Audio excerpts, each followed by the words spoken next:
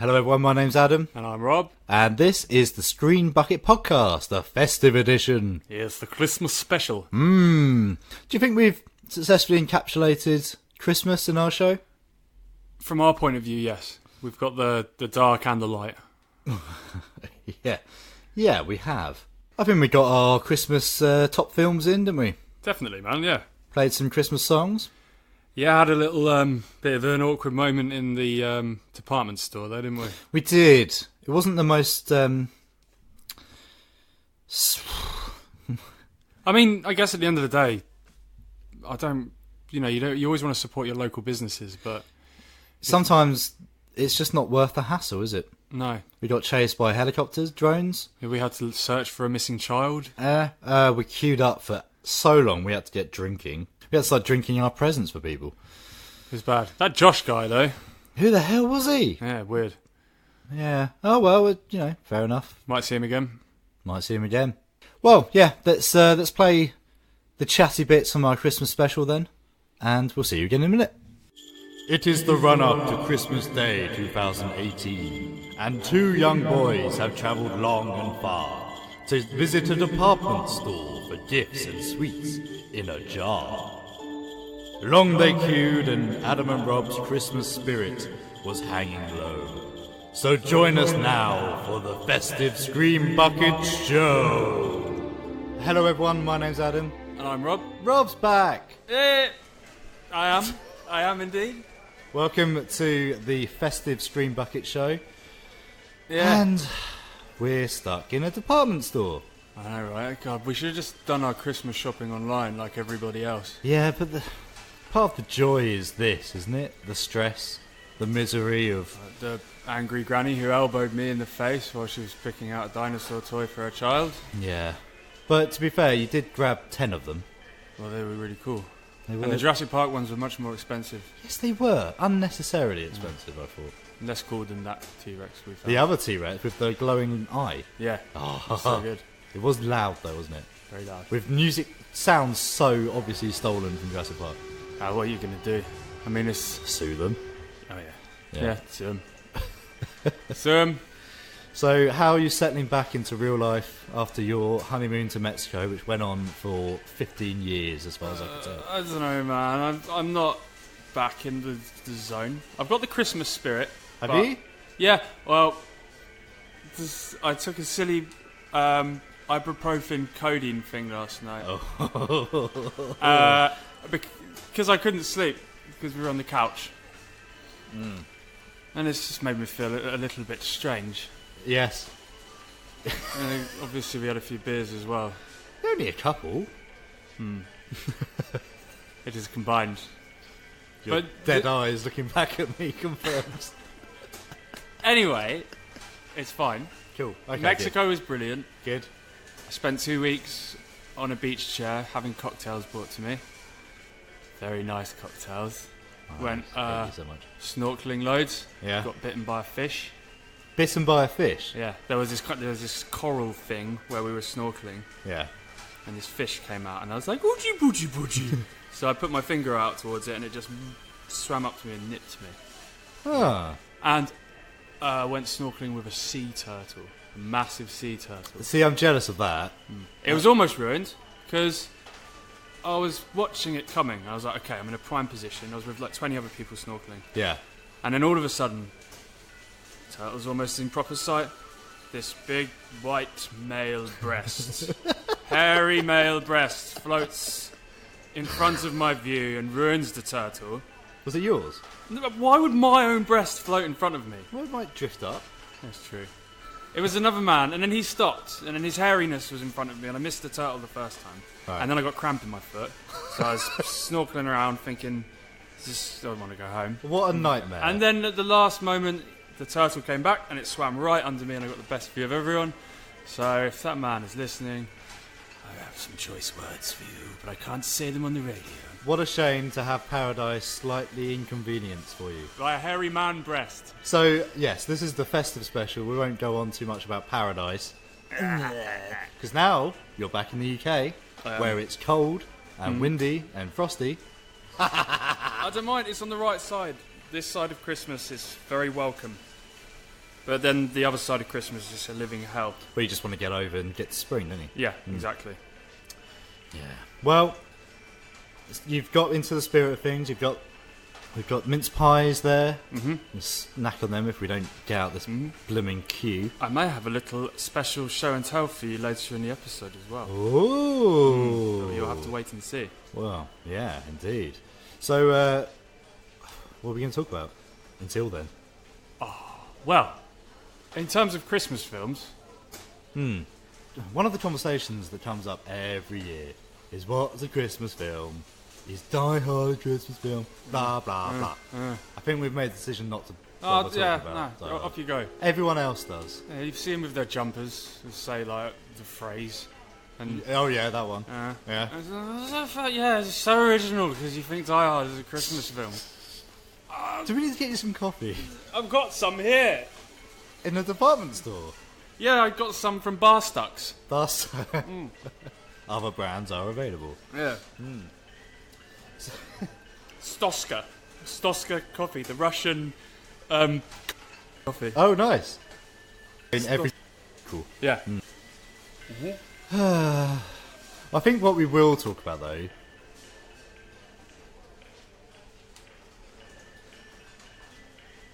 We are the professionals and the experts, after all. Well, we are. That's why these people have tuned in. Yeah. Oh, you lovely people. Yeah.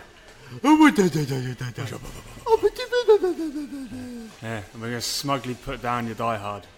I think as a twosome, we're definitely on opposite ends of the spectrum for Christmas films, aren't we?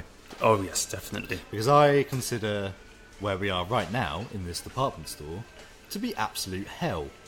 Oh, no, Hell on earth. I worked in retail far too long to enjoy Christmas music and festive times generally.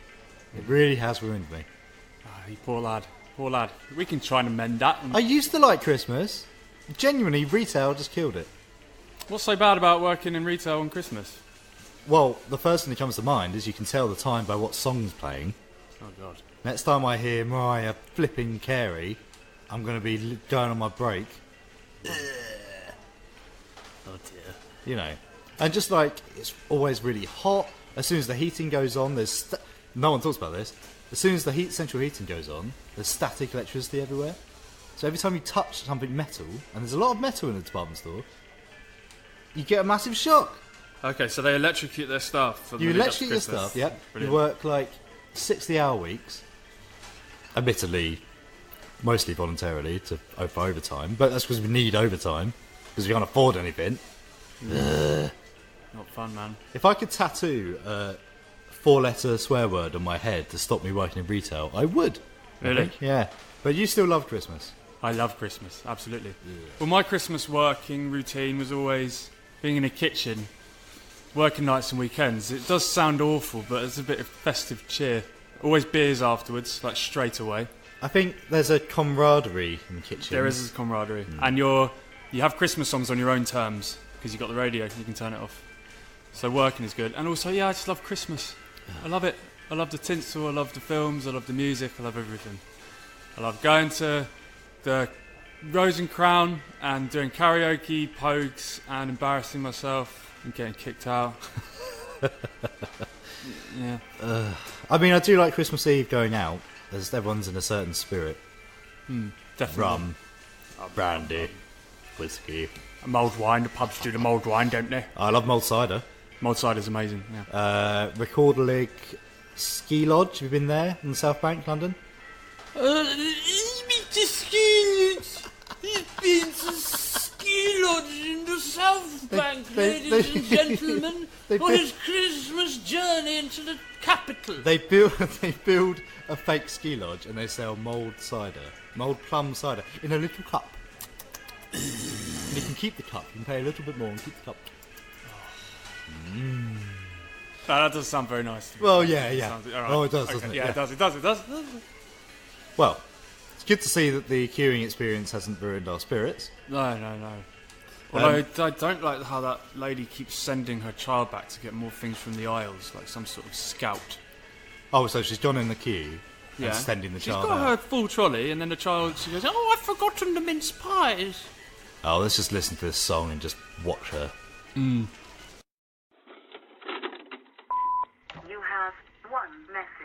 Message 1. Ahoy, hoy. Is that Scream Bucket? I just wanted to let you know that I'm cutting your funding. More penny for the pockets, boys. Bah, humbug. Oh, Jesus Christ, my pelvis. What's that face? I need to sneeze, but it's gone now. Okay, good.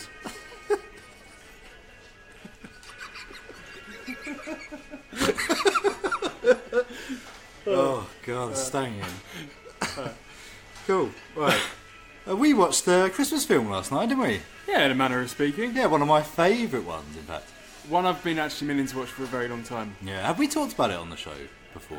Maybe? I don't know. It might have come up. The film we're talking about is the legendary cult classic, the 1974 Black Christmas. The granddaddy of all slashers, as people say. Absolutely. Guys, Joey. Who the hell's this guy? Sorry, are you talking about Black Christmas? We were about to, yeah. I love that film. Who what? I'm sorry, I'm Josh. Nice to meet you. Oh.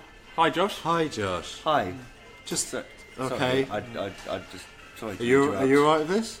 I mean, it's a bit boring in this queue. You might make it a bit more interesting. That's fine. Let's talk to this weirdo about Black Christmas. Thank you. So, Josh, what's your experience with Black Christmas? It's a film I randomly watched about a year or two ago. Cool. Thinking it would be awful, and absolutely loving it. It's a film I watched with my friend Adam. Adam? Yeah. His name's Adam. Oh, really? Huh. Yeah. Alright. We decided to watch it a few years ago, thinking, it'll be an awful B movie. Watched it, absolutely loved it. Yeah, because I watched it a couple of years ago with my mate Josh, and we thought... Hang on, whoa. His name's Josh. Yeah? Have you guys ever met? I don't think so. Huh. Wait a minute. Yeah, so we've never heard of it, so we assumed it would be rubbish. And it turned out to be a shockingly amazing film. We were blown away by it, and it really stuck with me, certainly. Yeah. So we just forced you to watch it last night. I was blown away by it for a lot of reasons, actually. Well, should we start with saying what the story is? Okay, so there's a house party. Yes. But we don't start with the house party, we start with a POV of a man. Approaching the house party. He gets in. And it's a sorority house. Yes. Run by a kindly alcoholic matron who's got hidden brandy all around the house. One of my favourite characters ever. Lois Lane as well. Yeah, Lois Lane. Yep. And so it becomes apparent that they're getting these prank calls. From allegedly prank calls. They call him the Sire? Hey, quiet! It's him again! The Mona! No, the Panther. What do they call him? The Mona! I can't remember. Really? Well, no. By the way they talk, they're already getting prank calls. Yeah, it's been happening for a while. Yeah. And so straight away we lose one of these sorority girls. She goes upstairs. Well, that's the thing. So it's Christmas time, so all the girls are going their separate ways anyway. That's quite key, I think. So Claire, she's like the more innocent one. She's got a boyfriend, they sort of kiss goodbye and he leaves. Boyfriend with a big coat. The most luxurious coat in the world. Lovely coat. Pure Yeti skin. Yeah, and so she goes up to her room, and the great thing which keeps happening in this film, which is kind of like, I don't know how much it influenced, and I think the actress who played Claire, we saw in the special features, talks about this. Yeah. It's very implied. There's no killer running out at her. You see this wardrobe that she's walking towards. You can't really see the killer. You can make out something behind this sort of wrapping, or whatever's hanging from the coat hanger. Yeah, I mean, it does linger. You do see the shape of a man and his hand behind this plastic bag, suit bag, dress bag. Just sort of about. Yeah. And she goes to it first, and then she goes back to her packing. And then we cut to a POV through the plastic, watching her from the cupboard. Yeah, it's absolutely It's brilliant. really, really tense. And she ends up as the first kill. Now, what I quite like is the framing device. It being Christmas, everyone's going their own separate ways for the holidays. So no one really notices when people go. No. They just assume they've gone home. And the story only really begins when Claire's dad shows up to pick her up, and she's not there. Mm-hmm. And questions start being asked, where is she? So there's a bit of rising suspicion. There's another few phone calls. At this point, it's worth pointing out that Margot Kidder playing... I don't know. Barb, is joyously drunk. She's obviously having some bad family time, so she just vows to get absolutely sloshed. And every scene she's smoking fags, she's drinking. Or even offering little 10-year-old boys with a bit of whiskey, getting them Yes. drunk. Not Amazing. Not only that, she turns to him and is like, oh, you want some more? Which I think, again, I don't know if that's going to make it into a film these days. No, I don't think it would. Not. Especially with the scene opening with someone dressed as Santa Claus swearing. Oh, Ho, ho. yes. Yeah. Oh, I love it so much. It's great. It's really modern. The tone of it's really modern. It is. The scene which really we noticed quite a lot was the theme of the powerful woman who has the right to have an abortion. Yes. Yeah. This is 1974. Yeah. And it's shocking. So ahead of its time. So she's not only is she a strong female lead, she's pro-choice. That's the way to put it, isn't it? She's got dreams, career aspirations. 1974. She's the whole relationship with Peter. With Peter. Like when she's saying to him, sorry, go on. No.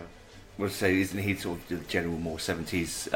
Isn't he a bit more like I'm trying to remember actually, the more sort of general 1970s misogynistic male that he just wants her as a wife and a family to stay at home, but she wants to. He wants the traditional expected route. Yes, Peter, the boyfriend, he's sort of he's taken on the more sort of I suppose 1970s misogynistic male role. He wants her to stay at home, be a housewife, and what she's got aspirations of being a piano player? He's the piano player. He sort of gives up on his dream because he messes up an audition. That's the other thing. Black Christmas, there's so much going on. It's not just the house. Every character has their own storyline. There's depth which adds to the suspicion. Absolutely. Yes. So the killer's in the house. We know that. No one else does. He starts picking people off, one by one, while sending these prank calls to the house. They established there's multiple phones in the house as well. With the disappearance of Claire and a young girl who's found murdered in the park, the police get involved. With John Saxon playing the amazing police lieutenant, who's like the ultimate police lieutenant ever. But that's the thing. We're not just following the victims, we're following...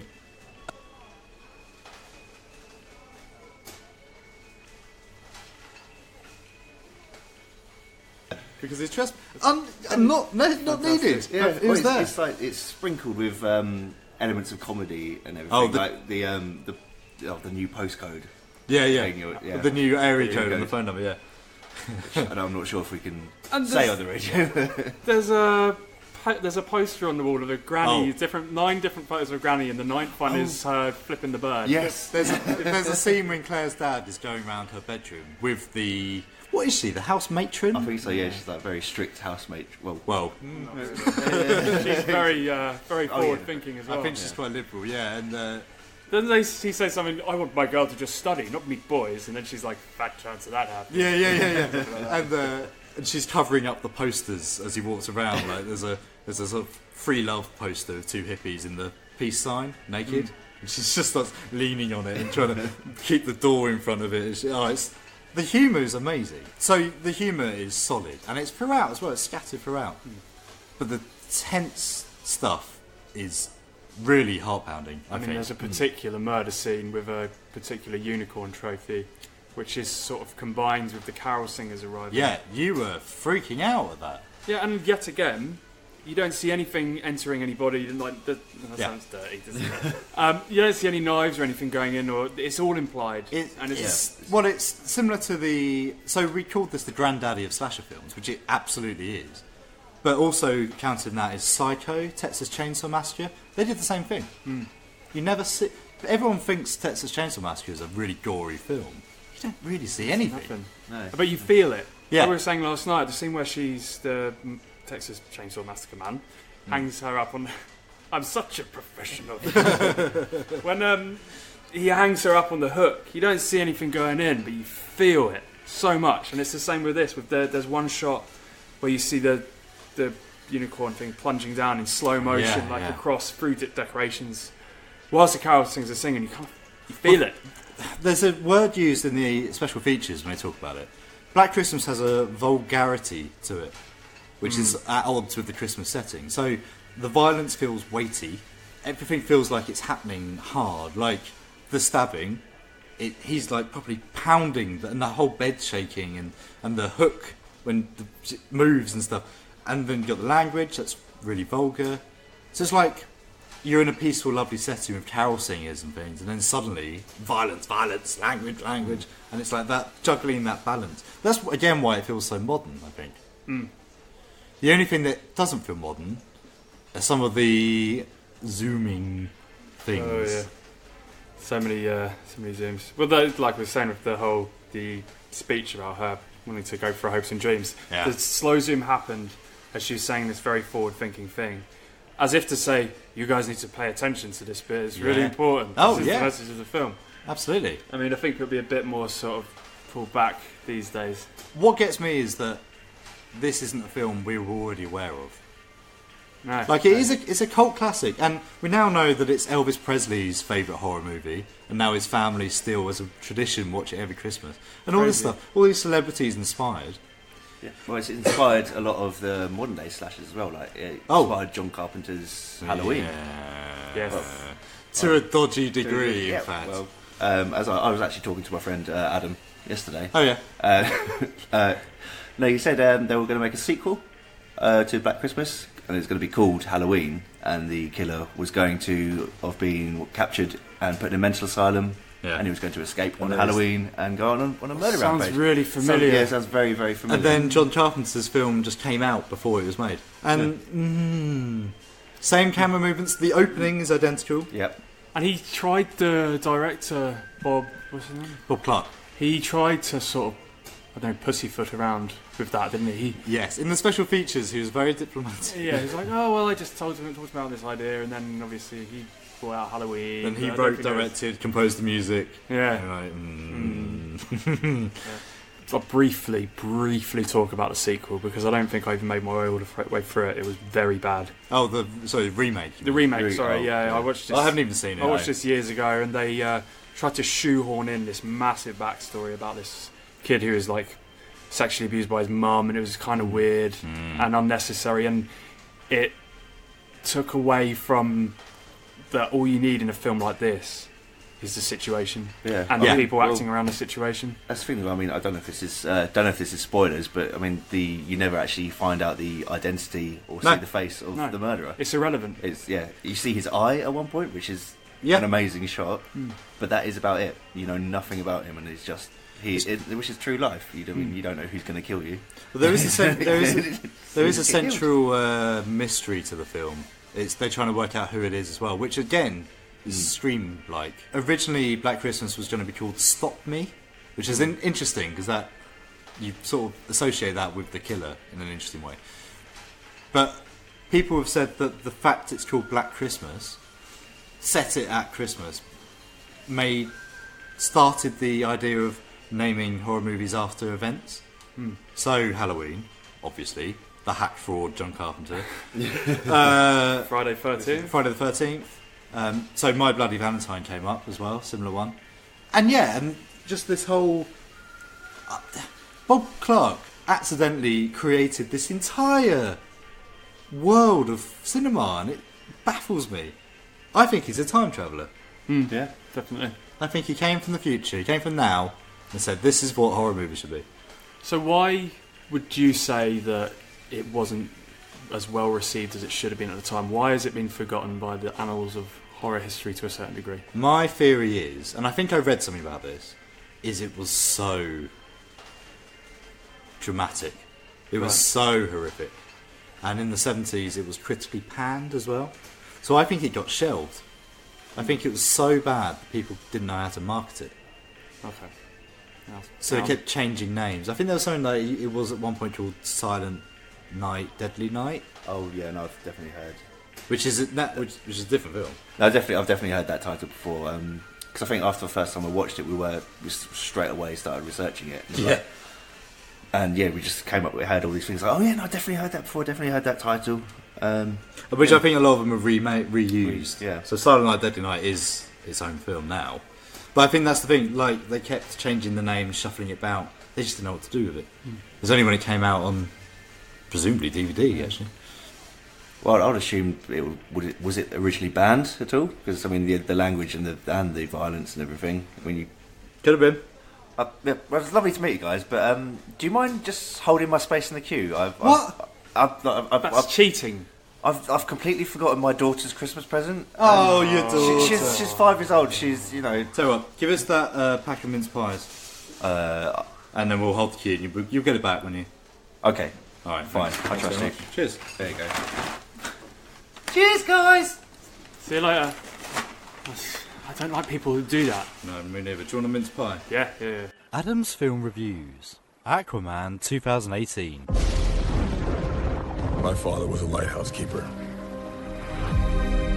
My mother was a queen. But life is a way of bringing people together. We could unite our worlds one day. Check it out. Arthur is talking to the fish. Permission to come aboard.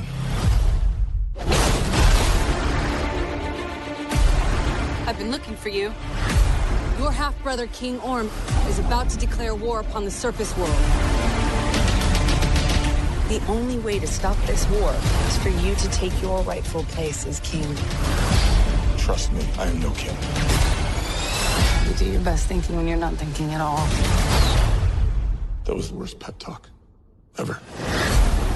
Aquaman marks the 6th instalment in the troubled DC film franchise. Directed by James Wan and written by David Leslie Johnson McGoldrick and Will Beall, Aquaman opens with a flashback to a Maine lighthouse.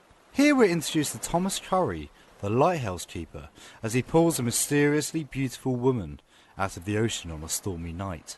The woman eventually introduces herself as Atlana, Queen of Atlantis, and the two hit it off in a big way.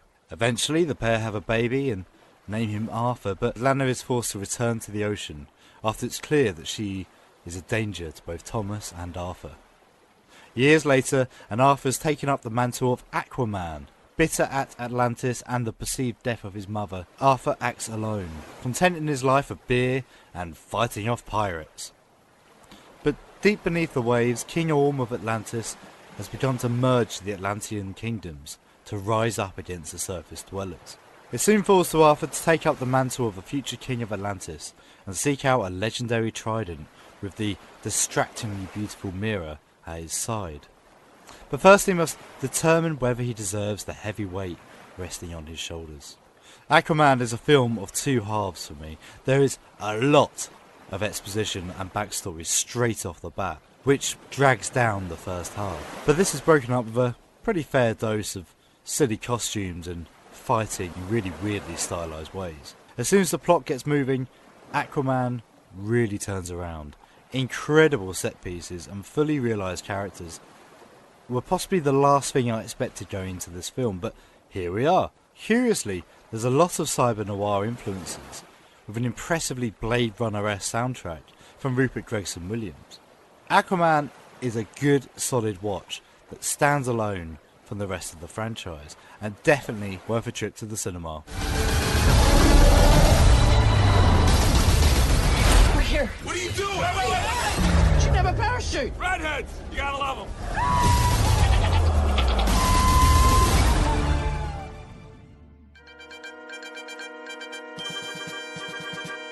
And the news at when, now. This is the news. Jurassic Park and The Shining have been added to the American National Film Registry. The films were chosen by the stateside National Film Preservation Board for their, quote, cultural, historic and aesthetic importance to the nation's film heritage. Brokeback Mountain, Cinderella and Days of Wine and Roses were also among those chosen. Do you think they're all worthy of the cause, Adam? What? So The Shining and Jurassic Park weren't already on it? I thought that when I read it. surely, like, both of those. The American National Film Registry. That's mad. Insane, isn't it? I mean, Jurassic Park is one of the most influential films of all time, and The Shining is, like, beyond iconic. Yeah. And Brokeback Mountain is in the same list. That doesn't seem right. No. Okay, well, that's weird. Anyway. Mission Impossible Fallout cinematographer Rob Hardy has reportedly conjoined with the crew of Marvel Studios' Black Widow. The film is gaining serious pre-production momentum after they picked up a scriptwriter as well as director Kate Shortland, who will be the first solo female director in the Marvel Cinematic Universe. Did you know this movie was even happening, Adam? No, and I'm really excited about it. So am I. Yeah, it's about blooming time. Yeah, she rocks. Everyone loves Black Widow. Yes. That's cool. No, that's really cool. First female director's cool as well. It is, yeah, it took them long enough. You just have to wait to see when we get a non-white male Star Wars director now. Blink-182's Tom DeLonge is making a sci-fi TV series called Strange Times. Tom DeLonge, who is still widely regarded as one of the greatest humans of all time, despite his departure from Blink-182, the greatest band of all time, is developing the show with TBS. A press release described the show as 5 dirty teenage skateboarders who solve paranormal mysteries while being hazed by deep state government politics. Huh? So he watched Stranger Things then, did he? It's Tom DeLonge, and he's so lovely and amazing, and he's the inspiration to my life, and it'll be really good because he's so fond of aliens. Yeah, he's so fond of aliens he uses old footage that he claims to be new. It's not true. To make money for true. his X-Men Academy that he's building. Shut up. He's surrounded by people who let him down. I have absolute faith in him as a good person. I don't think he'd double-cross his fans because he's great. I think he's... Shut up. He's a lovely man, and I adore him. He's brainwashed you. Now you're going to watch his Stranger Things rip-off. I will, and then I'll go to see Blink-182 without him afterwards. And I'll cry that he's not with them anymore. Carry on with the news now. Sorry.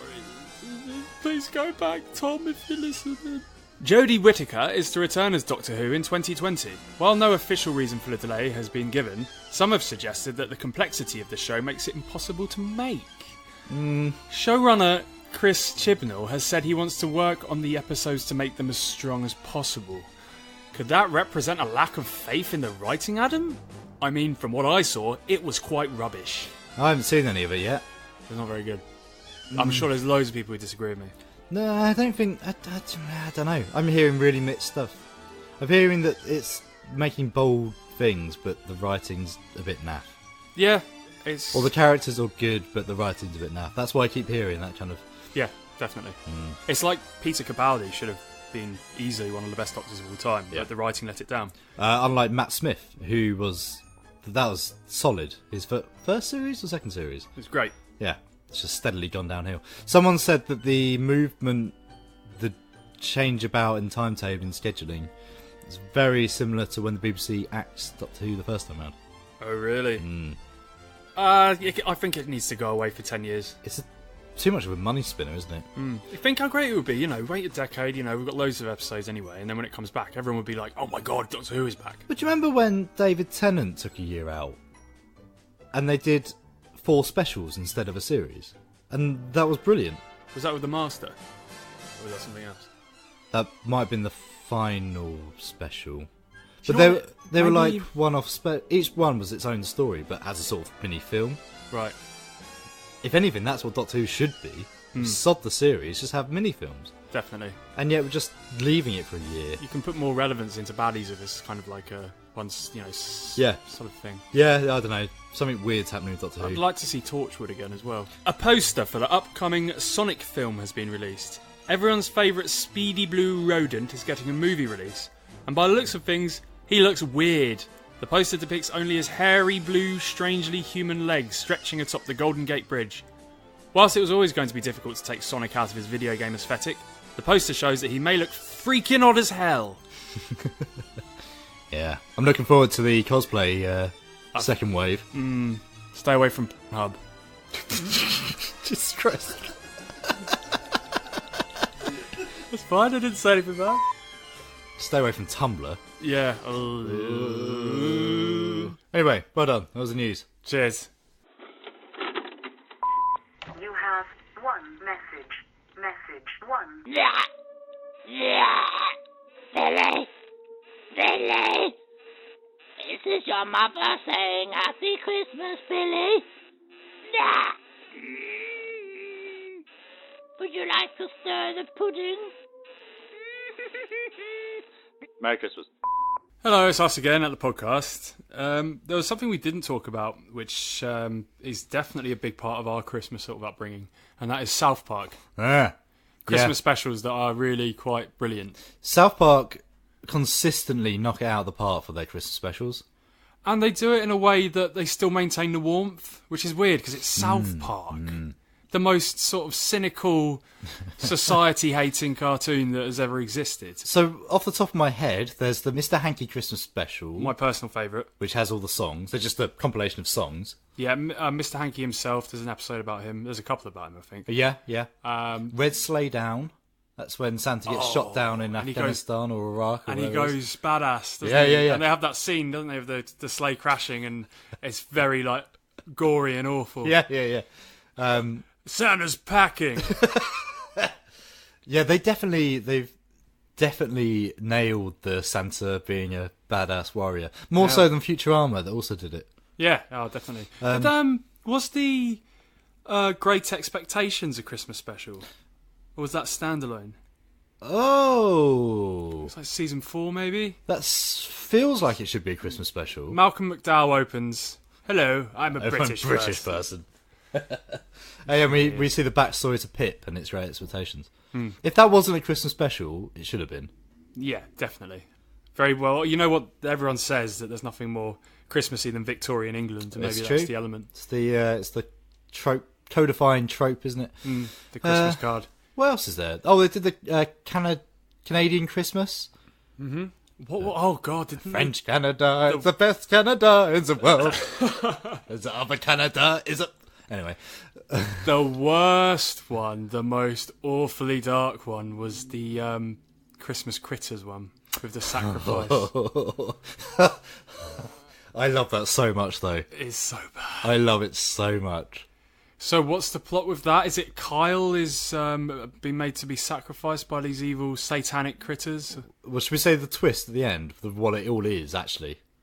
Yeah. It's Cartman telling the story at the expense of Kyle, featuring Stan. In class, doesn't he say in class? Yeah. A very woodland critter Christmas, I think. And Stan meets a group of woodland critters who are cute and lovely, but turn out to be trying to give birth to the Antichrist. Yeah, it's the Satan side of Satanism. Yeah. Oh man, it's great. But other TV specials, there's the My Family one with the Christmas trees. Oh, of course. Which I have fond memories of laughing till I'd cry. Alongside my brother. Only Fools and Horses. Only Fools and Horses, the trilogy. Yes. I think that came out when we were probably at the right age to enjoy Christmas. Yeah, properly. Just understand it. So is this the one with the watch? So it's the one with the watch. I believe it's also when Damien gets born. Yes. And then they play the... I'm going to name him Damien. And then was the third one of that trilogy when Gary? Gaddy.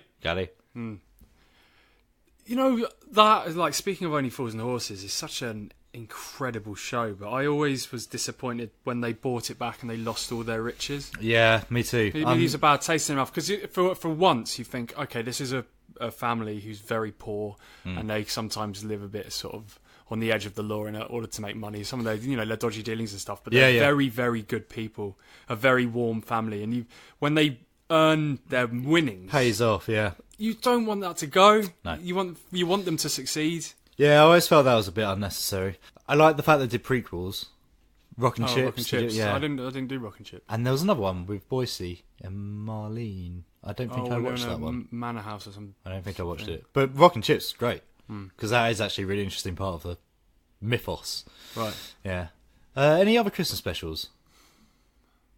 Simpsons, we get Santa's Little Helper. Never really struck me, the Christmas Simpsons episodes. Not like the Halloween ones they make a big deal of. Yeah, but the Halloween Treehouse of Horrors. Yeah.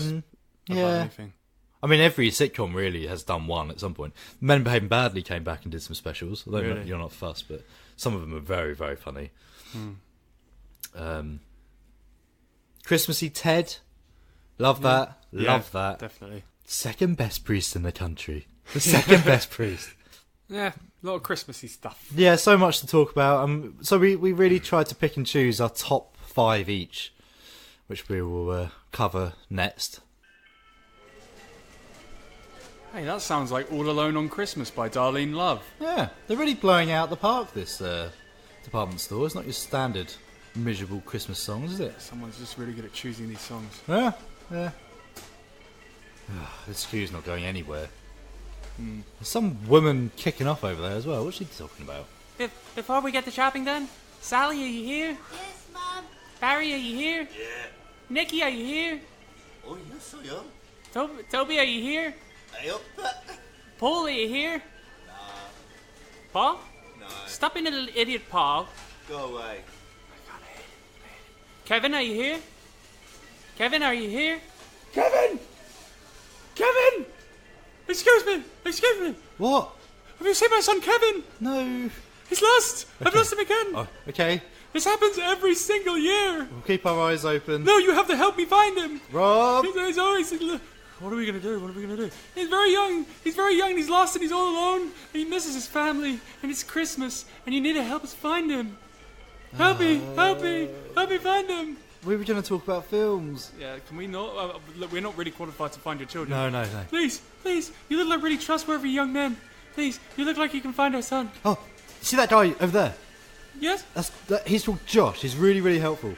Josh! Yeah? Josh, have you seen Kevin? Kevin who? Have you seen my son Kevin? No. Have you seen my son Kevin? Leave me alone. Just leave me alone. Well, thank God we got rid of her. Fancy losing your son every Christmas. Irresponsible. Yeah. I bet she's on the whiskey every Christmas. Yeah, I bet. Bad parenting. Bad parenting indeed. Yeah.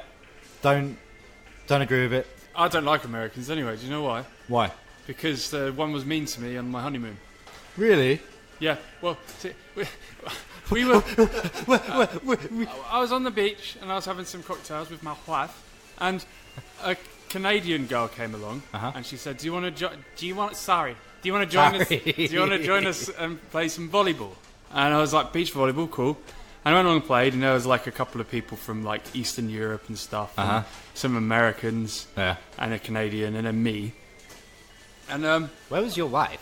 I left her drinking. Okay, fair enough. And so I started playing the volleyball, and I just assumed with volleyball they hit the ball over and then you try and hit it back. Yeah. And if you can't hit it back all the way over the net, you ping it to someone else, and then they do it. And then I didn't understand, and then one of the Americans started getting annoyed, and then he was just saying right in front of my face to the other people, "He doesn't know the rules. He just doesn't know the rules." And he just kept doing it. And then I was just like, "Teach me the rules." If you don't know the rules, you get taught the rules and you can play. So I said to him, "Just teach me the rules, man." And he taught me the rules, and guess what? What? I knew how to play the game. It sounds like he was maybe trying to help. No, he was being a Condescending. nasty, condescending pillock. And I didn't like it. And you know what? The Germans are really polite. So it's throwing everything out of the bag for me. I don't know what's going on anymore. Yeah. Who knows? Well, this is Mexico, so maybe Maybe it's all reversed. Yeah, all the different people go there. Yeah. Should we talk about Christmas films? Yeah, I just wanted to get that out of the way. Yeah, no, it's fair enough. Honest. It's fair enough. God damn. Yes, what's your top 5 Christmas films, mate? Good question. How should we... I'll go, you go. Yeah, we'll do that. Right. You start with me then? Yes, okay. Well, as discussed, I'm not a huge Christmas fan. So the Christmas films I watch tend to be the weirder ones, the darker ones. Right. We've already discussed Black Christmas. That's one of my favourites. Love it. One of the more recent Christmas films I enjoyed was Krampus. Very good. Yes. Very, very, very good. Krampus is... Not enough people have seen it. I think it's phenomenal. We mentioned Trick or Treat in the previous episode. It's the same director, same guy who's doing the upcoming Godzilla. Yes. And what I think he does well is he captures the spirit of the thing, of the season he's doing. Definitely. So with Halloween, with Trick or Treat, it was the old spirit and everyone getting together and celebrating Halloween. Krampus is the darker side of a family getting together, and Krampus is like straight out of the 80s. Completely 80s film. It's not trying to be 80s, it's not trying to emulate 80s. It just is. And it's great. And it's a family in crisis being attacked by a big, giant goat demon thing. And it's brilliant. It's so good, and doesn't it travel through the snow or something? There's whole bits, and so there's a bit of tremors going on. There's a worm that's thing. what makes it ultra Christmassy for me, is the snowiness of it. There's a blizzard outside, and he turn the people into the snow figures. Doesn't that happen? What happens with the snow figures? They just appear. So Krampus isn't on his own. He's got goblins, hasn't he? Right, yeah. Who are playing the elf characters. They all dress up as well in festive stuff. So they're probably just little demons. Right. And they start building snowmen in the garden as a sort of threat, I guess. Yeah, it's really cool. And the sound design's beautiful, and I love it. It's very warm and cosy. It's a warm and cosy Christmas in its film, way, yeah. Despite having all this dark theme of nasty big demon man. And he looks so cool as well. It does look really cool. It does look very, very cool. Yeah, and it's just the ending's great, and it's just perfect. Indeed. Brilliant film. Yes. How about you? What's one of yours? I'm going to fling in Love Actually. What a whiplash, emotional whiplash. It's just so good. So you got several stories going on. Starts off with Hugh Grant narrating over people arriving at Heathrow Airport and how it sort of brings together the spirit of Christmas. Yep. And there's all these different relationships going on. There's a husband and wife. There's Liam Neeson plays a widowed father. Yep. Who's trying to fix a relationship with his son, who clearly hasn't got over his mum's death. Yeah, what I do like about Love Actually is there is a lot of darkness to it as well. There is. Yeah. Especially Alan Rickman with the whole affair story, which is genuinely like heart-wrenching. Yeah, absolutely. Emma Thompson, she finds the locket and she's over the moon, and then he gives her an absolutely rubbish CD. Yeah. And I don't know, was it Sade? Maybe she's good. I don't know who she is. But, no idea. And then she's like, he says to her, what does he say? Oh, I've been such a fool. And then she says, but you've made a fool out of me. And you're like, oh no, Emma Thompson. And there's a big, amazing bit with the kids who needs to tell the girl in school that he loves her before she leaves and goes to America. Yep. Yeah, that's quite touching as well. He learns the drums to woo her favour. And meanwhile, you've got Nick from My Family. He's going to America. Because all the girls in England find him disgusting. Yeah. And the best character is Bill Nighy, is the ageing rock star who's sick of Christmas, and he's written an absolutely awful Christmas album to make some money. Absolutely. And then and that's his relationship with his agent. Is he going for the fame? Is he going for the party with Elton John? Or does he really just love his fat, miserable agent? Oh, I forgot about that, yeah. So there's all sorts of things going on about like different sort of meanings you can get from Christmas, which is that's nice. Quite warm. Yeah. Number 4 for you? Now, I'm doing it in no particular order. I'm doing it sort of as I remember them, really. Yeah, same. Well, my next one, it's a bit of a tricky one, but I'm sure I'm not the only one who sees it.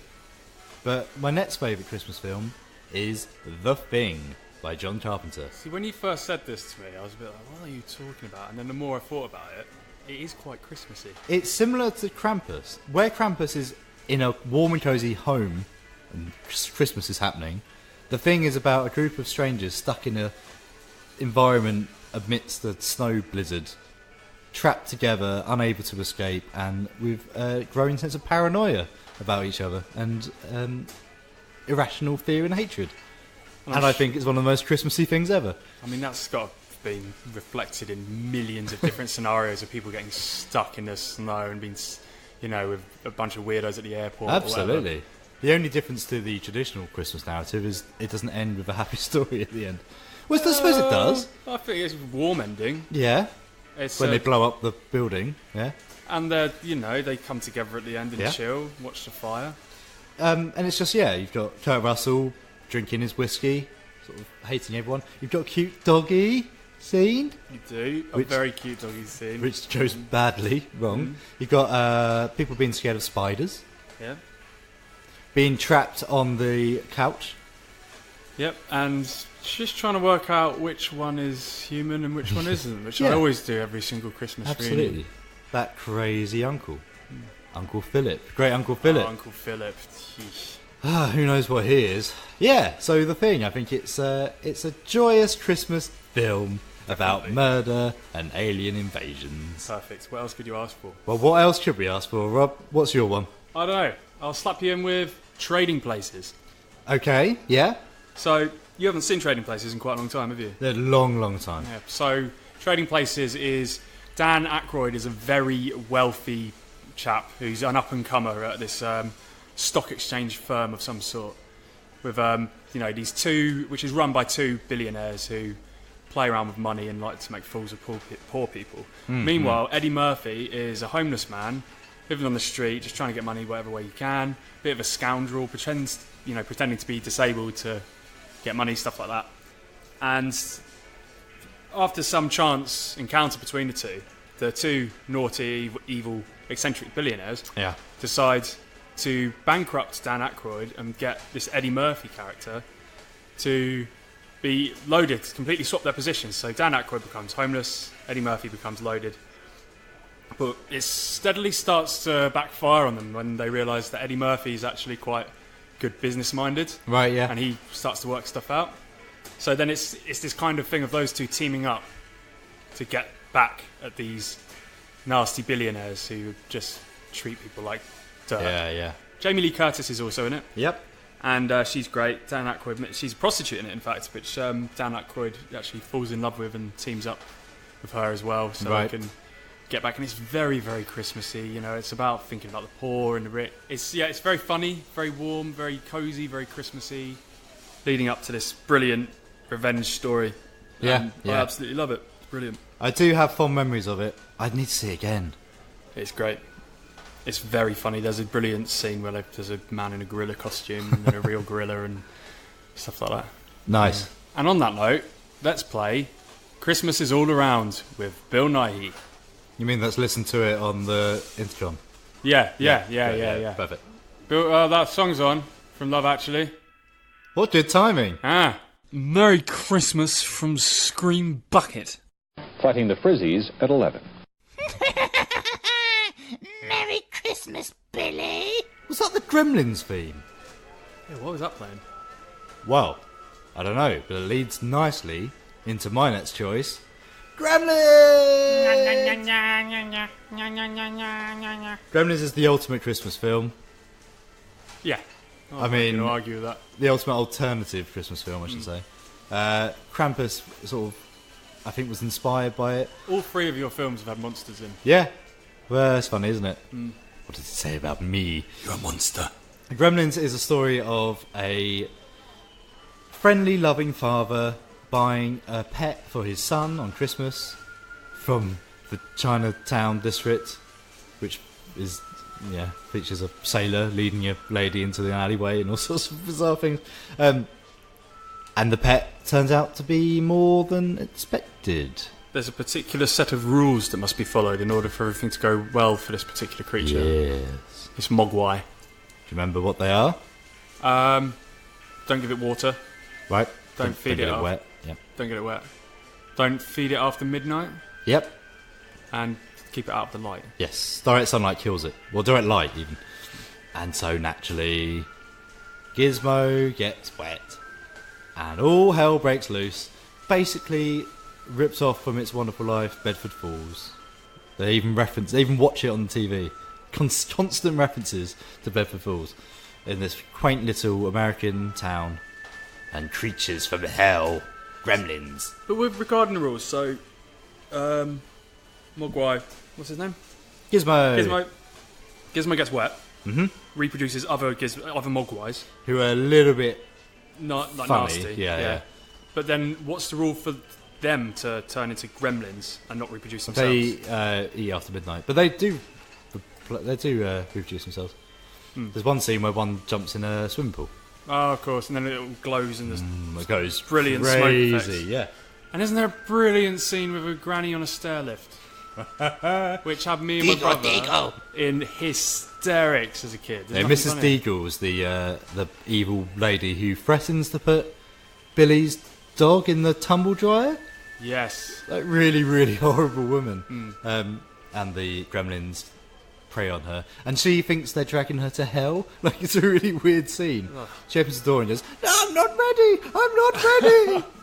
Nasty way to go. And then the gremlins get in her stair lift and send her shooting out the window. I'm not ready! I'm not ready yet! I'm not ready!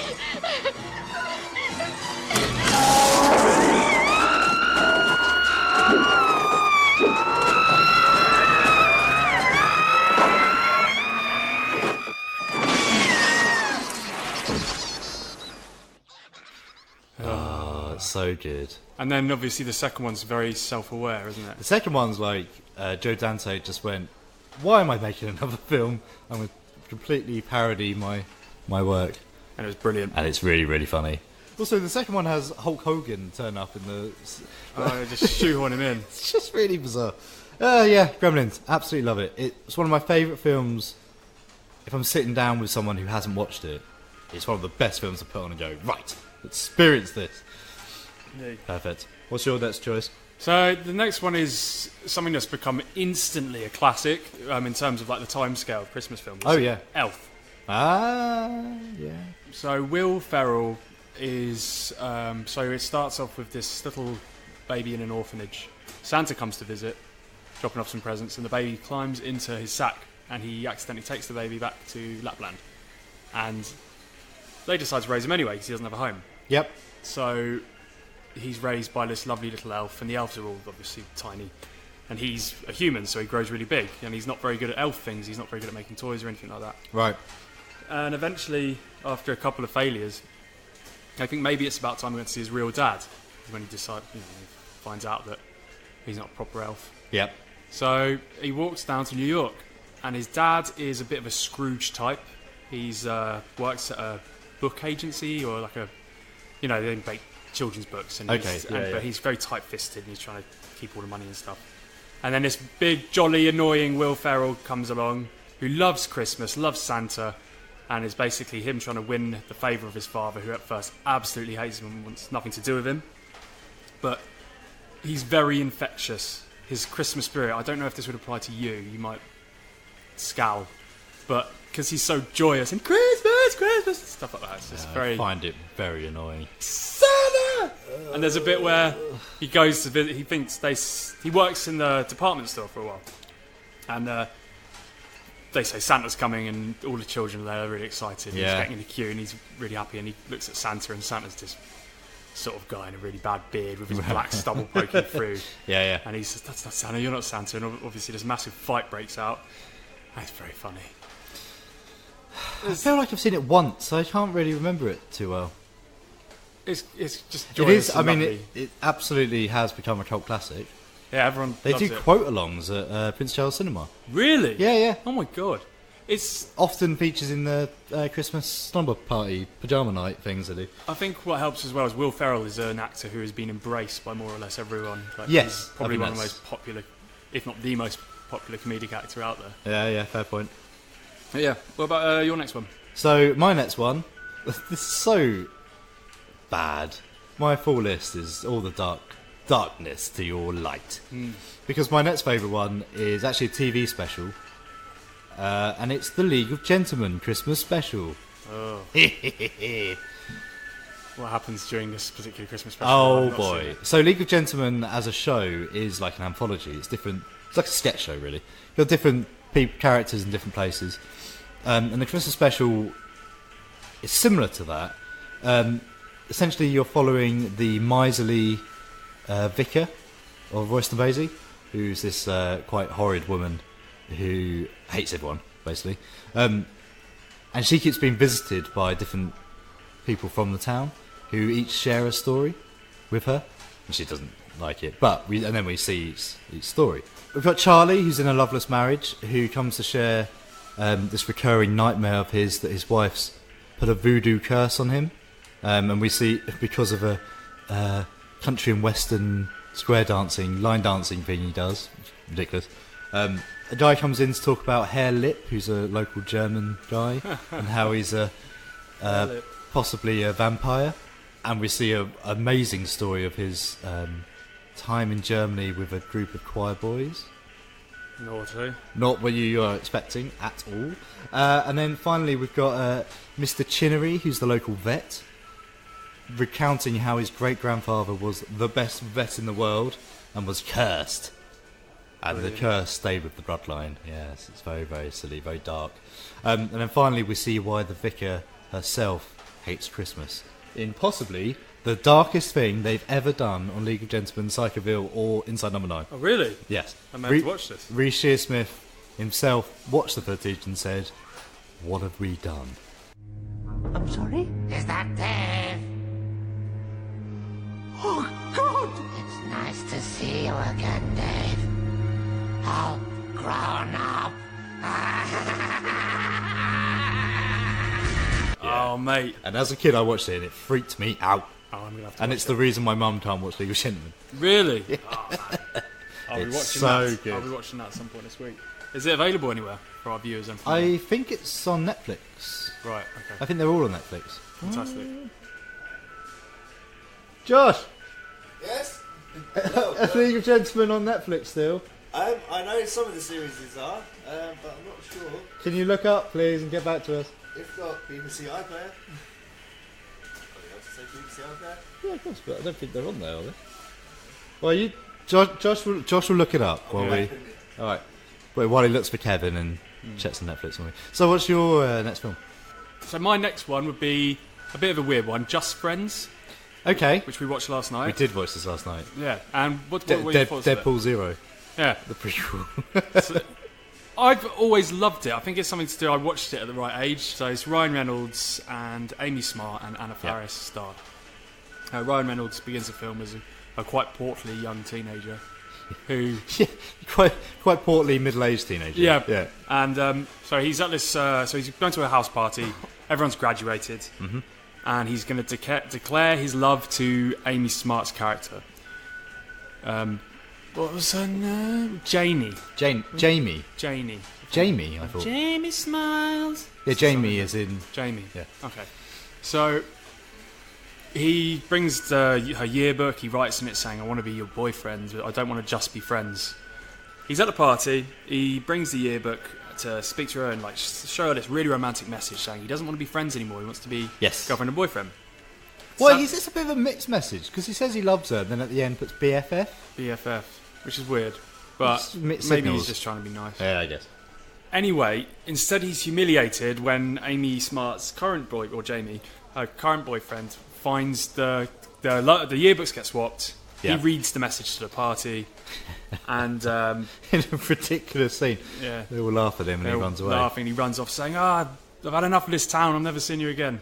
Goes to LA, becomes a really, really successful music sort of successful and hot. Successful hot. So Ryan Reynolds, prime Reynolds.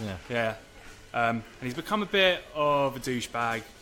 He's, he doesn't want to be friends. He's always very wary of the friend zone. Leaps from one girl to the other. And he's put in charge of this bubblegum pop Anna Faris. Yeah, who's a complete psychopath. Yeah, who's a pop star, who's a maniac. Yeah. Taking a plane to Paris with her to do some promotion. The plane, by chance, has to crash land in his hometown because of a microwave incident. Yes. And so he gets back to the hometown, meets by chance this Amy Smart's character Jamie again, and it's a story of how does he win her back? What persona does he put on to win her back? Well, that's it. He goes into it using his routine from LA, and that doesn't work. No. So he goes the other way and tries to be a nice guy, and that doesn't work. No. So he just realises that he needs to find himself and be himself and not try and put on this silly act. Yes. And it's very good. It's very funny, I think. I thought it was very, very funny. I was pleasantly surprised. I was really expecting it to be terrible. Early noughties rom-coms don't have a great reputation in my head, especially. But this is really good. It's really... the humour's very good. And the humour's very good. The relationship between him and his brother I found very funny. Yeah. So he spent most of the film beating the hell out of each other, and then at one point, I love you too. And he gives him a biscuit and they walk away from each other. Yeah. Brilliant. By the end, it's very much When Harry Met Sally. There's a definite link there. When they're talking to their respective best friends. Harry Met Sally is my favourite rom-com, so seeing a connection with that was really quite good. Quite pleasantly surprised. Brilliant. But yeah, what's your last one? My last one Now, after my 4 previous selections, this might come as a bit of a surprise, but my favourite Christmas film is It's a Wonderful Life. And that is undeniably a wonderful choice. Yes. It's a Wonderful Life is... I suppose it's also a rom-com, really. But it's almost a rom-com about a man's self-love. It's the counter Christmas Carol. Christmas Carol is about a bad man being punished for his bad choices. And this is what you've made. This is the life you've built. You know, your house of cards. This is it. It's Wonderful Life is the opposite. It's a good man being shown his worth, his value. So, this is your house of cards, and it's something that he was blind to. This is a guy, James Stewart is playing a man who wants to get away and be something else and do something else. But duty and respect and love and stuff keeps holding him back. He's stuck in Bedford Falls. And when another opportunity goes, and it looks like he's going to prison, he decides to kill himself. He just throw himself off a bridge. And that's when an angel arrives to show him the correct path. He gets his wings. Yeah, an angel who wants to get his wings, yes. Yeah, magical film. Really good. You could argue it's very old-fashioned and it's... Well, I wonder if it falls into that very, small bracket of films that cannot be touched. You don't want to see a sequel of that. You don't want to see a sequel of Gone with the Wind. No, yeah. Or, what's it called? Casablanca. They're timeless. Yeah, so it was made in 1946, which is an alien time. Yeah, just after the war. And that actually does feature in it. A lot of characters go off to war. He can't because he's got a dodgy heart. So he's stuck again. Magical film, and never fails to bring a tear to my eye, genuinely. And I try and watch it every year in the cinema if I can. Oh, amazing. Yeah. So It's a Wonderful Life. Well chosen. What's your final film? My final film is Home Alone 2. And the reason is Home Alone 2. I mean, Home Alone 2 is definitely the iconic one. Home Alone 2 is the one where all the Christmas jumpers say Merry Christmas, you filthy animal. People, talk about quotes from the Wet Bandits or... Yep. Yeah, they're the Wet Bandits in that one? No, the Sticky Bandits in that one. So, God, it's been so long, I don't even... So in the first Home Alone, they're called the Wet Bandits because every house they rob, they turn all the taps on and flood the house. Okay. They're not very nice. No. So, obviously, as we know from Home Alone 1... what's the Sticky Bandits? The Sticky Bandits, they... What do they do? What they called is Marv and Harry. So, Marv, who's the dumb one, he decides that a good idea is to cover his glove in glue, and every time he goes past someone holding a charity bucket, he'll stick his hand in. Oh, right, okay. Okay. He's like, now we're the Sticky Bandits, Harry. Harry. So yeah, obviously Kevin, for the second year, has gone missing, and now he's missing again in this department store. Yeah. Josh, how you doing with Kevin? I'll tell you later. What? Anyway, so for the second year running, Kevin is separated from his family. This time, he's not left at home. He's got on the wrong plane. He's gone to New York, but he's got his dad's credit card, so he books himself into the most expensive hotel in town. Lives a life of luxury for a short time before running into the Sticky Bandits, his enemies from the first film, who are out for revenge after they've busted out of prison. Where does the first Home Alone take place? In a very, the rich suburbs of America, a big house. In New York? Perfect for booby traps, not New York, no. I can't remember where. Why are they there? Why are the bandits in New York? So, just by chance. Just by chance? Yeah. Screenwriting 101. I know. But can't dive too deep, I suppose. The slapstick is just perfect. The way that they are hurt, and I think it's obviously the casting as well. So Joe Pesci and Daniel Stern, they play... I think it's Pesci, isn't it? Pesci? Pesci. Joe Pesci. Pesci. Joe Pesci. Pesh, Mr. Peshington. Yeah. Mr. Peshington and Daniel Stern. Dr. Peshington. Dr. Peshington to you. Play Harry and Marv, who, the way that they're hurt, the way they act towards getting nails or staples fired into their groin, getting their hair set on fire, putting their head in a toilet full of flammable liquid and exploding, being electrocuted and turning into skeletons. It's hilarious. Their reactions, the way they talk. So look, when Marv gets hurt, he always says, Harry! there's a scene where Kevin's throwing the bricks off the roof. He keeps getting hit in the Oh head. yeah, that's grim. Yeah. That's a grim scene. Yeah. So, but yeah, Home Alone 2, very Christmassy. The most Christmassy of Christmassy films. It's got New York and all the toy shops and everything like that. Couldn't recommend it higher enough. I'm sure everyone's seen it already. Yes. Perfect. So, Adam. Yes, Rob. Adam. Yes, Rob. Adam. Yes, Rob. Hello. Hello. This isn't going to be about films, but I'm going to educate the audience a bit more about our psyche. What is your favourite Christmas song? Now, Christmas songs in particular are what annoy me about Christmas. Yeah, we've heard about your stupid department So store. the songs is in particular the hard part.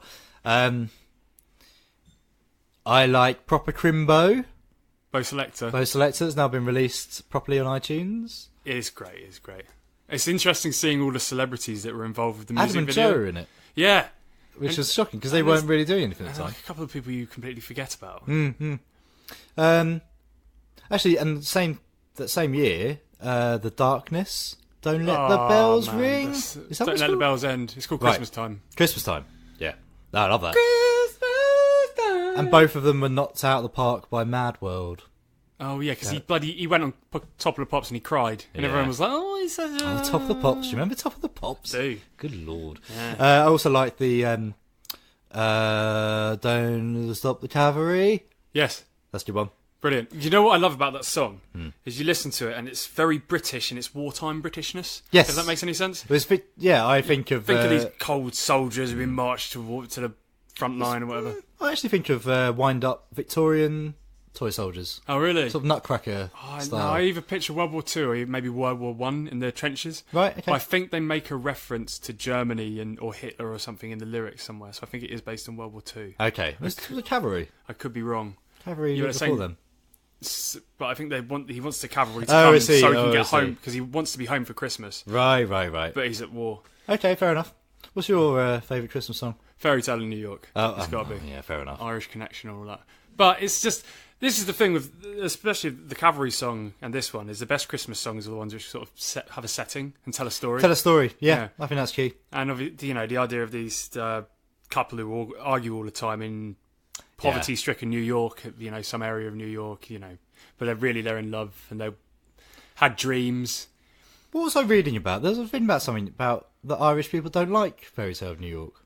It's probably because all the English people sing it. Maybe. I haven't got my phone on me. Oh, I have. Keep talking. I'll look it up. Yeah, so that's great. And I think that's the thing with all good Christmas songs. Well, not all of them, but most of them, they have a setting. Like Driving Home for Christmas, it paints a picture of a dad who's coming home and he's got all the gifts in the car and it's his last day at work before the holidays and it kind of fills you with warmth. Quite like that one. And... yeah, I can't find anything. No one. Yeah, no, good. So, do you know what my least favourite Christmas song is? Lay it on me. Mariah Carey? It's most hated, but my least... yes. But also, Paul McCartney. Why? It's the most lazy Christmas song ever. So miserable. Yeah, the choir of children sing their song, Ding Dong, Ding Dong. At one point, I don't even know what he says. It's rubbish song. He just farts. Simply having a Christmas song. Yeah, it's brilliant. Nice. It's just background Christmas, isn't it? Just put you in a mood. It's got bells. No. No, I'll give you that one. I like that one. No, not after. What's it called? Black Mirror. Black Mirror White Christmas. That's another Christmas special. Yeah. Geez, oh my word. The worst. In fact, if I could go back and re-record the show, I might choose that instead of League of Gentlemen. Really? What? I mean... oh, man. Nothing ever... since, I don't know, except for Hereditary and Scream, I think that got to me on a different level. Yeah. It wasn't fear, it was the psychology of working out, hang on a minute, this guy is trapped for more or less eternity to him. Yeah. We need someone to work out how many years he's going to be in there. It left me feeling sick. Black Mirror White Christmas, I think if you haven't seen it, watch it. It's savage. Yeah, it's the worst nightmare of worst nightmares. I think it might be my favourite Black Mirror ever. Anyway, let's go back to the show. You have one message. message 1. Ho, ho, ho! Merry Christmas, Scream Bucketeers!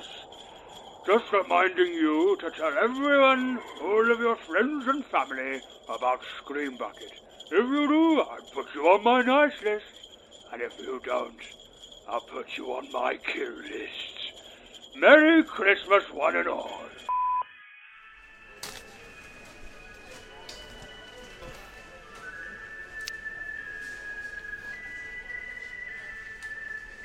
Well, this queue's been going on for so long. I feel like we're not going to get out of this place. I need some sustenance. Do you want one? They're Stroop waffles, which I think are one of the more festive snacks. Quite nice. I mean, you can have them all year round, but I don't know. I just feel like they're quite Christmassy. Look at the cover. There's just all, like, oh yeah, they've got people skiing, Dutch people kissing and stuff. Who knows? I've got some sustenance for you. Oh yeah, what you got? So when I was in Mexico, I got speaking to a tour guide, and I started speaking to him about tequila. Okay. And he asked me, what do people drink in England? I said Jose Cuervo. And he said that's what this usual thing, that's what they clean their cars with, and it's vile. And so I asked him, what tequila would you recommend? What should I take home with me? Mm-hmm. And he said, Don Julio. Don Julio? Don Julio. No. And so happens to me, I've bought a hip flask to make this journey go better. And I was wondering if you would like to try Mexico's finest tequila. It's probably not Mexico's finest tequila, but it's the one that he probably owns the shares in. Yeah. And got you to buy. Okay. Yeah, it's fancy. It's got a nozzle thing. Oh, that is fancy. And he said, oh, it's clear. It's not the clear tequila. Apparently, is not the good stuff. It's because it's been distilled in a barrel for a while. Okay. It's given a bit more flavour. Oh, listen to you. Are you selling this stuff? It's been distilled for 3 months. Reposado. That's what it means. Something. Yeah. Well sold. We're just going to go well with my fruit waffle. I doubt it. Okay.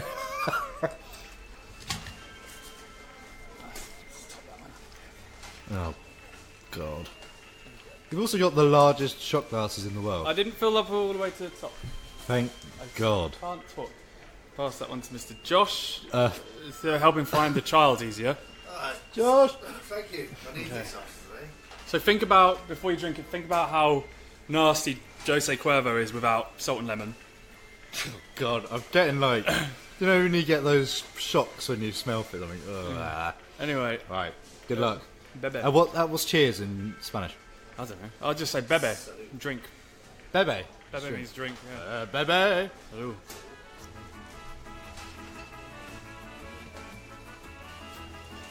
Oh, wow. You alright, Josh? That is so much nicer, isn't it? That is delicious. That's the stuff. I mean, it's still making me cough a bit, but... Yeah, but man. Compared to the other stuff... That's so good. Magnificent, isn't it? Oh, I've got goosebumps. Look, I've got goosebumps. I'm feeling the Mexican. Oh, yes. Put lead in your pencil, eh? Oh, boy. Something your wife mentioned I thought was a good topic conversation. Yeah. A film that comes out at Christmas, is that enough to make it a Christmas film? No. What is the definition? It's got to have Christmassy stuff in it. Like what? Snow. Snow. Does it need snow? Yes. It just does. Snow's like the most fictional part of Christmas, though, isn't it? It's just based on it being snowy when Charles Dickens was about. But that's just Hollywood, mate.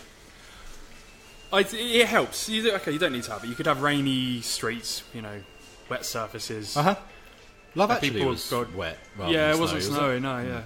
No, I don't remember it snowing. There was a bit, when you went to America, it was snowy. But I'm just thinking the bit in Andrew Lincoln in the street. That was just wet, I think. Yeah. And he had a big coat on, so they need to look like they're warm and they're in the cold. Cold in the warmth.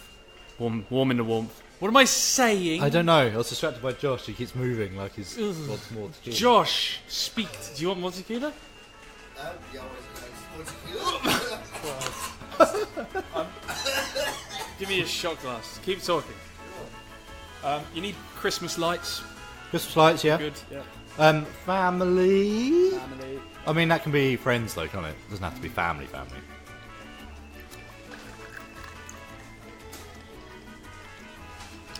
Feliz Navidad. That, everybody, is Merry Christmas in Spanish. I wanna wish you a Merry Christmas. Right, yeah. So what makes a Christmas film a Christmas film? What's a film that's come out at Christmas that isn't a Christmas film? Maybe. What about Harry Potter? Harry Potter's very Christmassy because it's cosy. He's got old buildings in. You like to say this? What's a cosy setting? An old building with fires and a castle. That's already cosy, isn't it? What makes Harry Potter a Christmas film over a Halloween film? Scarves, the big roast dinners, the dinners in the Great Hall. But it's all year round, though, isn't it? The common room. Yeah, but the things they do with the Great Hall in, I don't know, the early autumn when they're waiting for a Quidditch game, it's more sunny looking in there. What about Lord of the Rings?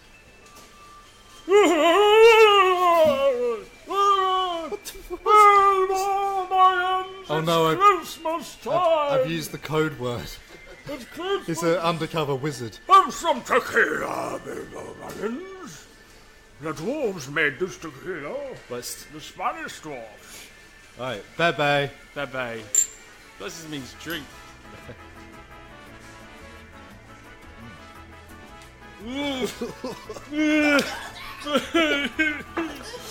That one was worse than the first one.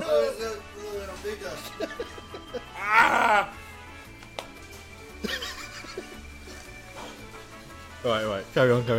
The man said he drank a whole bottle of that with his friend. It doesn't make any sense to me. So, Lord of the Rings. That famously came out at Christmas. Is that a Christmas film? No, it's not. I can watch Lord of the Rings all year round. I save Harry Potter from November to December. Lord of the Rings I could watch in July, I could watch it in January. So the difference is the coziness. Lord of the Rings is out in the open a lot, I guess. Yeah, look, I mean, they're on the road a lot. They're in a harsh environment. Yeah, and they're dealing with themes that are slightly darker than Harry Potter or Home Alone per se. They've got an evil lord who's going to take over. It's Harry Potter. Oh yeah. Well, it's the same thing. Like, so does a Christmas film have to be about Christmas? No, I suppose not. Or set at Christmas? Because all of our choices. Can I have mince pie? Yeah. Have a mince pie. Have you eaten the other one? Yeah. Do we want we've bloody interested them enough about what makes a Christmas film, haven't we? Let's just have a chat.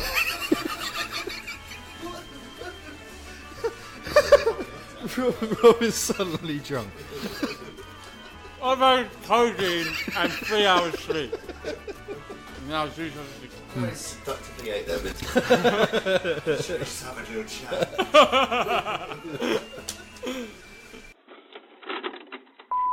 You have one message. Message 1. Hi, Screen Bucket. George Lucas here. Thank you so much for not doing the Star Wars Holiday Special. If it was up to me, I'd take a hammer to every existing copy. It's trying to diminish the effects of it, but it's so good that you haven't watched it, and I hope you won't cover it anytime soon. So, Merry Christmas, and have a happy Life Day. Please don't watch that show. Right, well, since we've started on the tequila, let's crack open the beers I bought as a present. This is going to be a fun rest of the queue. Skull. Oh, Josh is here again. No. Yeah, I found Kevin. Oh, you did? Yeah, well, no thanks to his mum. His mum was drunk underneath a Christmas tree, swearing at the elves. Oh. We wandered around getting abused by perfume sellers. Oh, no. I go up onto the roof, and who do I find there? A little kid throwing bricks at tramps. What was his name? Kevin. Oh. So I wasn't going to take him back to his mother, the drunk mother, the useless parent. This is what happens when mums... Can we get you closer? People aren't going to be able to hear your story of Christmas woe. Christmas woe, yeah. So I did what any good natural person did. No, I had to take him to child services. Good work, mate. Yeah, throwing bricks. Responsible. Throwing paint cans and stabbing homeless people with nails. And his mum's drunk and loses him every year. One awful family. Yeah. Awful family. And there's still 15 children in the queue. Oh, they're running around. Anyway, have you got my mince pies, though? Oh. Did you want a beer? Yes, please. There you are. Hey. Oh, well, where are you?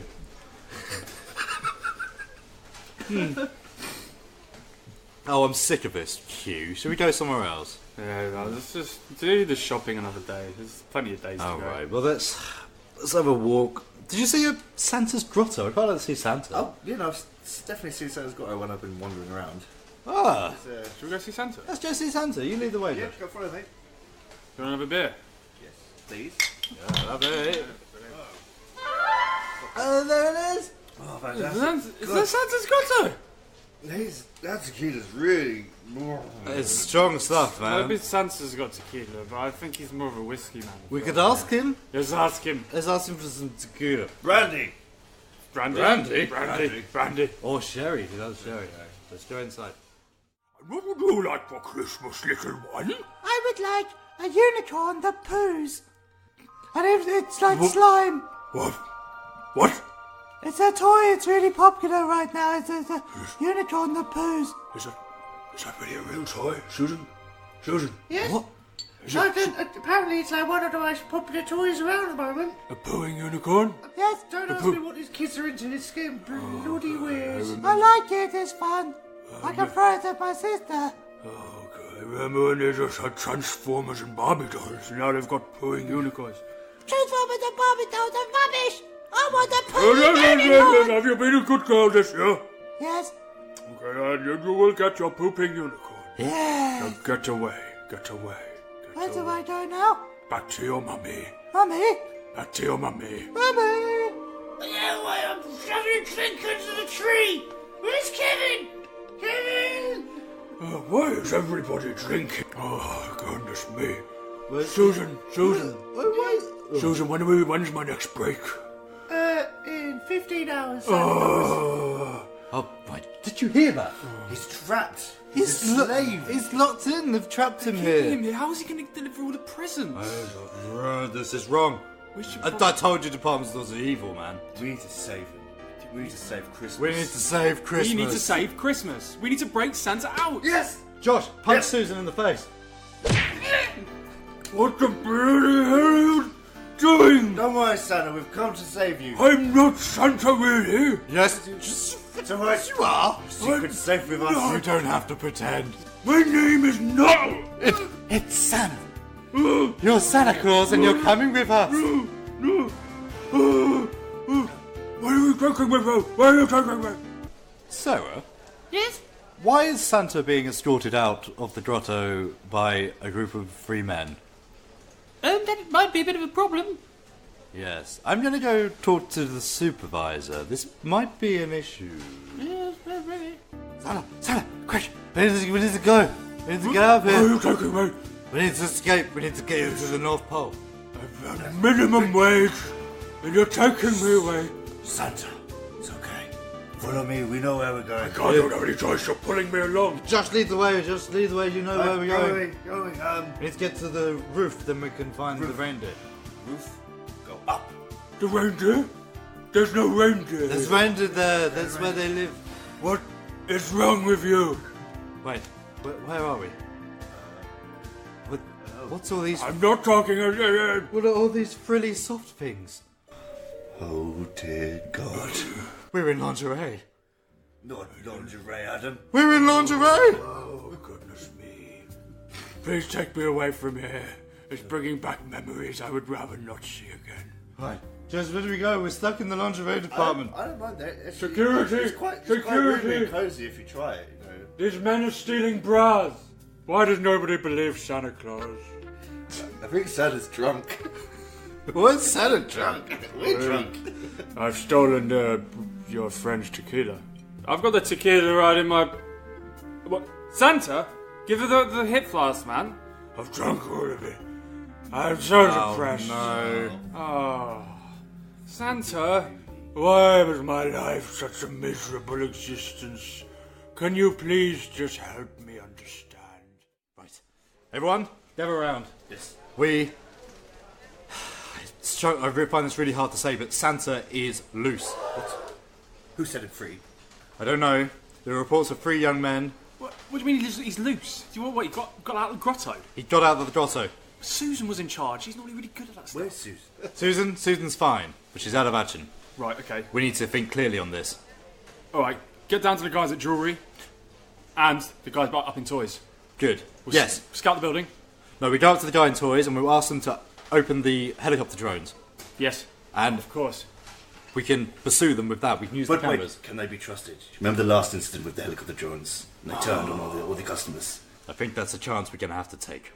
They're still posting the pictures on Facebook. Everyone, go. We need to move now. Right. Boys, can I just say something to you? What do you want, Jesus? Santa. When you first kidnapped me, I thought you were a bunch of pillocks. But I've come to realise that I'm actually very fond of you. And you've made me realise that I want to get out of this damn place and live my life. Yes, we were trying to save you, Santa. I want to go to Southend and open my own fish and chip shop. That's great, but does anyone else hear the helicopter noises? Put the Father Christmas down. Right, quick, stairs, everyone up the stairs. Hand me the fire extinguisher, I know a quicker way. I just broke a hole in the wall, I didn't really do anything. Keep going. Keep going. We have them on the run. Quick. They're going up the stairs, they're going up to the roof. Send the Nerf guards. Not the Nerf guards, they haven't been released since 1964. You know what happened then? 5 people dead. These are new Nerf guards. They're using special foam-tipped bullets now. We figured that before. Oh my god! They're shooting us! Oh, it's slightly inconveniencing me. It's stop it! It's really annoying. Oh, you know what? I've had just about enough of you. Santa, we need to keep running. Go on without me, boys. But we came here to save you. We're trying to save you, Santa. Do you know what you already have? Now go. What are you doing? It's going towards the guards. Taking on the head. Okay, everyone. That was the show. That was our Christmas special. Can you believe it? Yeah, guys, I hope we have filled you with the spirit of Christmas and you are ready to have a wonderful, wonderful festive season. We're now talking to you from our sleigh that we've just discovered on the roof of the department store. And we've made a good friend along the way, yes. Josh. Yeah, well, no, it's been an experience, to say the least. Yeah, well, thanks for making our queue ride a bit more interesting and speaking to us about Black Christmas and stuff. Still haven't bought any presents. Dude, have you checked the back of this sleigh out? It's full of presents. Well, what have you learned on this Christmas special, Adam and Josh? I've learned that I might need help with my Christmas choices of film. Well, I agree. Josh, what have you learned? I know tequila is quite strong, and Rob on codeine is a new experience. Yeah. Well, what I've learned is Christmas is a time for love. And I love you too. Oh dear. Merry Christmas, everybody. Merry Christmas and a Happy New Year. I'm going to eat this mince pie now. get drunk. I'm going to find worse tequila, so I saved the Don Julio. Brought to you by Don Julio. And Budweiser. And Budweiser. Follow us at screen_bucket on Twitter, or follow North Herts FM at North Herts FM. Rob, looks like you're ready to have another nap. I am ready to have another nap. Yeah, we'll let Josh pilot the thing, shall we? Wait, I thought you guys were piloting this thing. But we're all sat in the back, so none of us are piloting it. Wait, what do you mean? None of us are piloting it?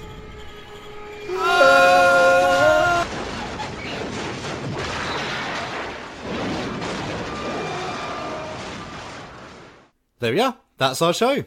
Yeah, very good. I'm glad to be out of that store. Yeah. Bit of a messy one at the end, I thought. Yeah, well, it always is, isn't it? Let's be honest. We can't, like, every time we say to the audience, we apologise to our we audience. count how much and we apologise, yeah. So, yeah, again, we are sorry, and we'll try to do better next time. Well, next year, in fact. This will be the last show of 2018. Oh, wow. You've been on a journey with us for the last 3 months, so thank you so much for listening. Yeah, cheers, guys. Yeah. Merry Christmas, everyone, and see you next year. Merry Christmas, everyone, and a Happy New Year. It's time to drink. Yep.